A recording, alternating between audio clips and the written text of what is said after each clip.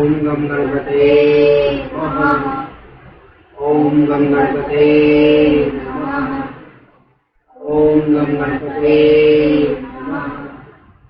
ओम भूर्भुवस्सुवः तस्य वितुर्वरेण्यं भर्गो देवस्य धीमहि धियो यो नः प्रचोदयात्। ओम भूर्भुवस्सुवः तस्य वितुर्वरेण्यं भर्गो देवस्य धीमहि धियो यो नः प्रचोदयात्। ओम भूर्भुवस्सुवः तस्य वितुर्वरेण्यं भर्गो देवस्य धीमहि धियो यो नः प्रचोदयात्। ओम जय जय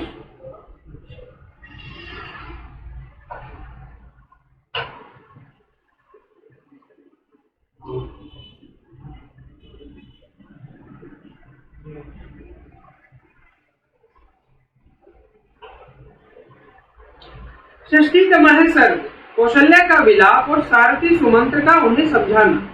ततो भूतो पृष्ठेव वेपमाना पुनः पुनः धरण्यः गतत्वेव कौशल्या सूतं ब्रवीत।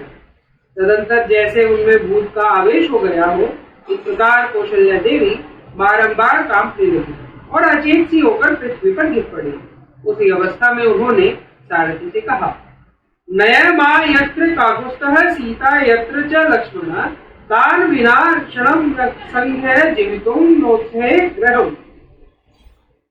सुमंत्र, जहाँ श्री राम है, जहाँ सीता और लक्ष्मण है, वहीं मुझे भी पहुंचा दो। मैं उनके बिना वे क्षण जीवित नहीं रह सकती। निवर्ते रथम शीघ्रं दंडकान नयमाहुति अधतान नानुगच्छामि गमिष्यामि यमक्षयम्। जल्दी रथ लौटाओ और मुझे भी दंडकारण्य में ले चलो। यदि मैं उनके पास न जा सकी तो यमलोक की यात्रा करूंगी। बाहन वेगा पतहता सवाचा सज्जमानया इदं माशन्यः देवी सुतः पांजलिं ब्रवीत। देवी कौशल्या की बात सुनकर सारथी सुमंत्र ने हाथ जोड़कर उन्हें समझाते हुए आंसुओं के वेग से अवरुद्ध हुई गंध वाणी में कहा, तज्जे शोकम स मोहम च संभ्रम दुःखं यथा वैधूय च संतापम वने वस्यसि राघव। महारानी, यह शोक मोह और दुख जनित व्याकुलता छोड़िए। श्री रामचंद्र जी की इस समय सारा संताप भूलकर वन में निवास करते हैं। लक्ष्मणस्वपि रामस्य पादौ परिचम वने आराध्यति धर्मज्ञ परलोकम जितेंद्रिय। धर्मज्ञ एवं जितेंद्रिय लक्ष्मण भी उस वन में श्री रामचंद्र जी के चरणों की सेवा करते हुए अपना परलोक बना रहे हैं। विजन्यपि वने सीता वासं प्राप्य गुणश्चे विस्त्रभ्य लभ्य भीताम रामे विनस्य मानसा। सीता का मन भगवान श्री राम में नहीं लगा हुआ है, इसलिए निर्जन वन में रहकर भी घर की ही भांति प्रेम एवं प्रसन्नता पाती तथा निर्भय रहती है। नासया दैन्यम कृतं किंचिदं सुसूक्ष्मं पि लक्ष्यते उच्चितेव प्रवासानां वेदैहि प्रतिभाति। वन में रहने के कारण उनके मन में कुछ थोड़ा सा भी दुख नहीं दिखाई देता है। मुझे तो ऐसा प्रतीत होता है मानो विदेह राजकुमारी सीता को परदेश में रहने का पहले से ही अभ्यास हो। नगरी पवन गत्वा समय रमते पुरा तथैव रमते सीता निर्जनेषु वनेष्वपि। जैसे यहाँ नगर के उपवन में जाकर वे पहले घुमा करती थी, उसी प्रकार निर्जन वन में भी सीता आनंद से विचरती है। बालेव रमते सीता बाल चित निभानना रामा रामे हरित्यनात्मा विजने अपि वने सती। पूर्ण चंद्रमा के समान मनोहर मुख वाली रमणी शिरोमणि उदार हत्या सती साध्वी सीता उस निर्जन वन में भी श्री राम के समीप बालिका के समान खेलती और प्रसन्न रहती है।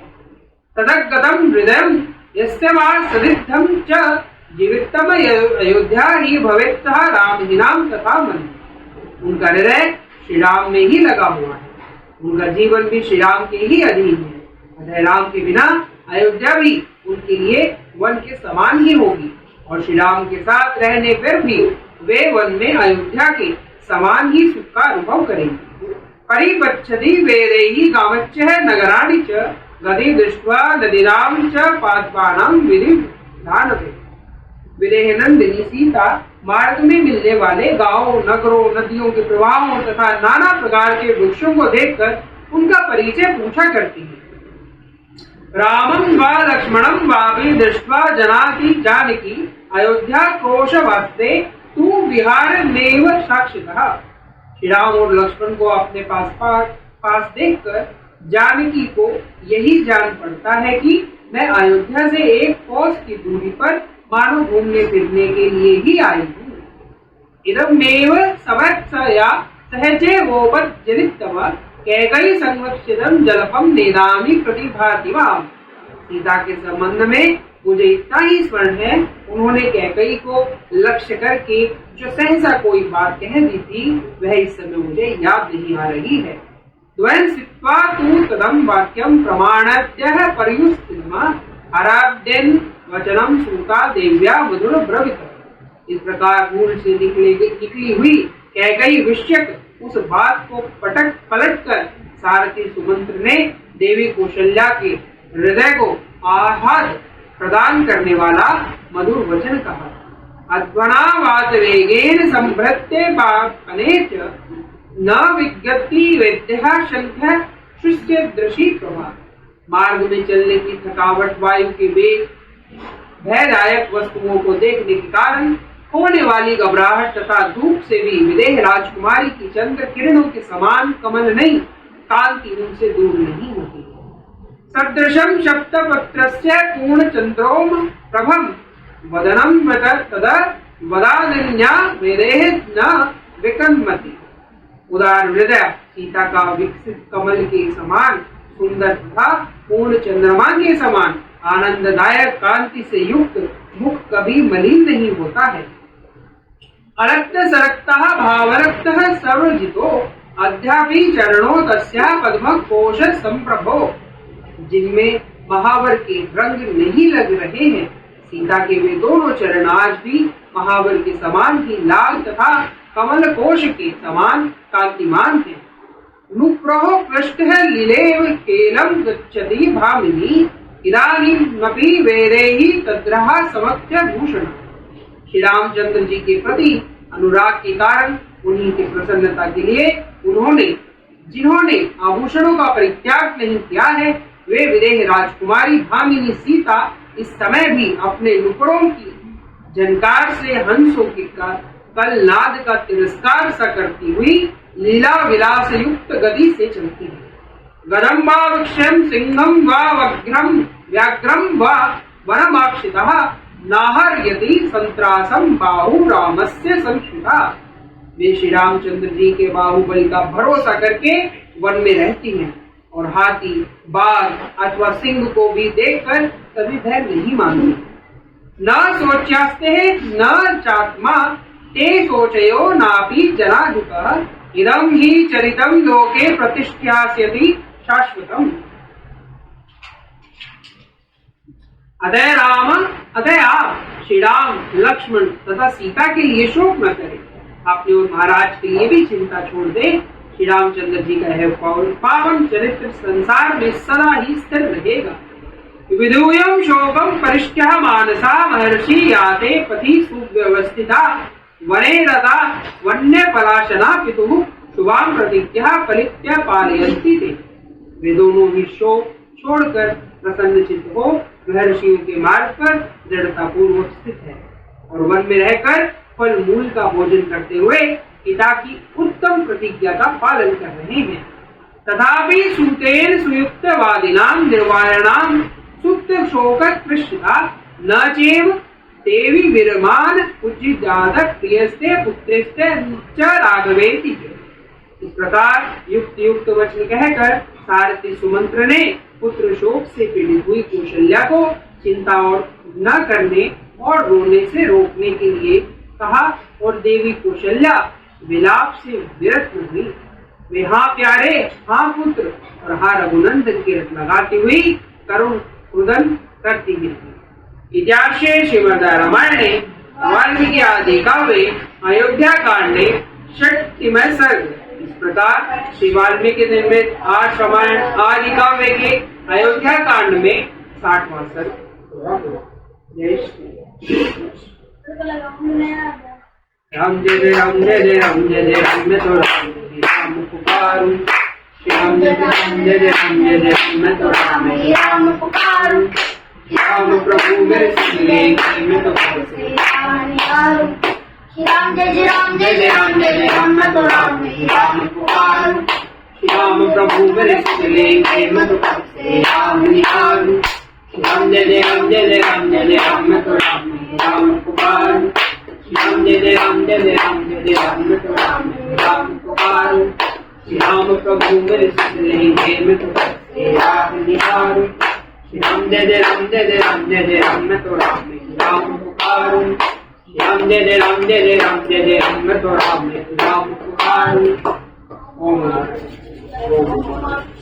ओम। बैठ जाओ इधर, बीच में ना जाए।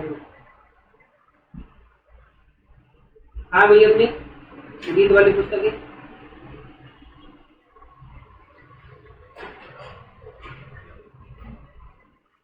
लिख लिया होगी। धर्म के लिए जाओ।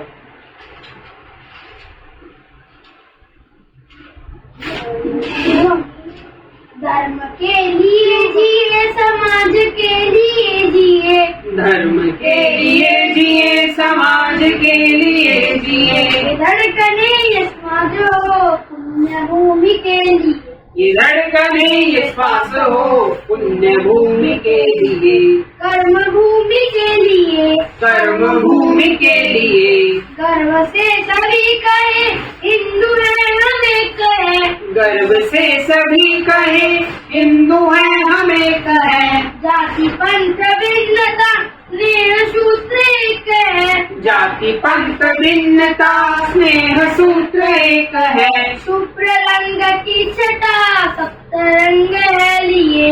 शुभ्र रंग की छटा सप्त रंग है लिए। धर्म के लिए जिए, समाज के लिए जिए। धर्म के लिए जिए, समाज के लिए जिए। ये धड़कने ये श्वास हो, पुण्य भूमि के लिए। ये धड़कने ये श्वास हो, पुण्य भूमि के लिए। कर्म भूमि के लिए, कर्म भूमि के लिए। कोटि कोटि कंठ से हिंदू धर्म गर्जना। कोटि कोटि कंठ से हिंदू धर्म गर्जना। नित्य सिद्ध शक्ति से मातृभू की अर्चना। नित्य सिद्ध शक्ति से मातृभू की अर्चना। संग शक्ति कलियुगे सुधा है धर्म के लिए। संग शक्ति कलियुगे सुधा है धर्म के लिए। धर्म के लिए जिए, समाज के लिए जिए। धर्म के लिए जिए, समाज के लिए जिए। ये धड़कने ये श्वास हो, पुण्य भूमि के लिए। ये धड़कने ये श्वास हो, पुण्य भूमि के लिए। कर्म भूमि के लिए, कर्म भूमि के लिए। व्यक्ति व्यक्ति में जगे समाज भक्ति भावना। व्यक्ति व्यक्ति में जगे समाज भक्ति भावना। व्यक्ति को समाज से जोड़ने की साधना। व्यक्ति को समाज से जोड़ने की साधना। दाव पर सभी लगे धर्म कार्य के लिए। दाव पर सभी लगे धर्म कार्य के लिए। धर्म के लिए जिए, समाज के लिए जिए। धर्म के लिए जिए, समाज के लिए जिए। ये धड़कने ये श्वास हो, पुण्य भूमि के लिए। ये धड़कने ये श्वास हो, पुण्य भूमि के लिए। कर्म भूमि के लिए, कर्म भूमि के लिए। एक दिव्य ज्योति से असंख्य दीप जल रहे। एक दिव्य ज्योति से असंख्य दीप जल रहे। कौन लो बुझा सके आंधियों में जो जले। कौन लो बुझा सके आंधियों में जो जले। तेज पुंज हम बड़े तमस चीरते हुए। तेज पुंज हम बड़े तमस तामस चीरते हुए। धर्म के लिए जिए, समाज के लिए जिए। धर्म के लिए जिए, समाज के लिए जिए। ये धड़कने ये श्वास हो पुण्य भूमि के लिए। ये धड़कने ये श्वास हो पुण्य भूमि के लिए। कर्म भूमि के लिए। कर्म भूमि के लिए।